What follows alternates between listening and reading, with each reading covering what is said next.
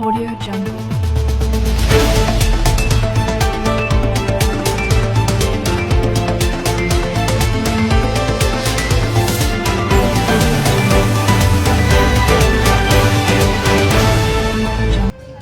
Isang magandang Kalapan.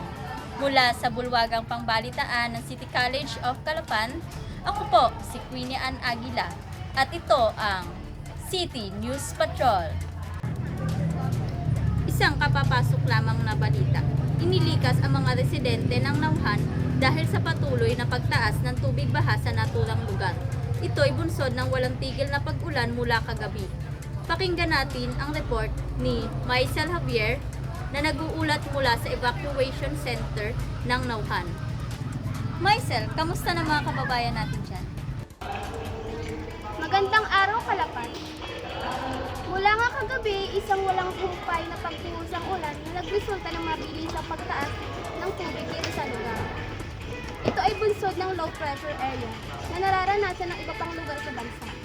Kanya-kanyang likas ang mga residente upang hindi sila pahamak kapag tumaas ang tubig.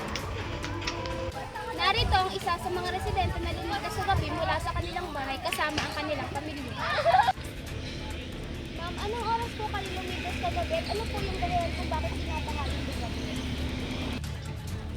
Kagabi ma'am ay mga bandang alas 7 ng gabi ay tumataas na ang tubig kaya dali-dali kaming nagbalot ng aming mga dadalhin. Mga importanteng gamit at pagkain lamang ang aming nadala dahil sa takot na maabutan kami ng pagtaas ng tubig. Sa tingin ko po kung bakit lagi binabaha ang aming lugar dahil unti-unti na pong nakakalbo ang bundok dahil sa illegal logging. Pag-i-interview ko nga kanina, pare-pareho lamang silang dahilan kung bakit binabaha yung kanilang lugar. Dagdag pa rito, Queenie, ang pagbabara ng kanal dahil sa mga basura. At yan ang aking ulat mula dito sa bayan ng Nauhan. Audio Jungle.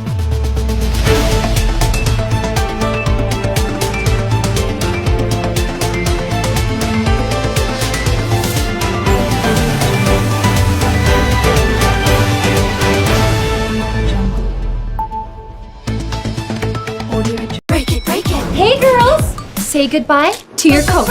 Break your combs to the finger comb. Just use your fingers. Mag-switch na to Palmolive Naturals Healthy and Smooth. My 100% natural aloe vera extract para sa hair na naturally smooth at effortlessly manageable. See? No combs. Hair so smooth you can finger comb it. Finger comb it. Just finger comb it. Finger comb it. Buy supply. Goodbye to Palmolive.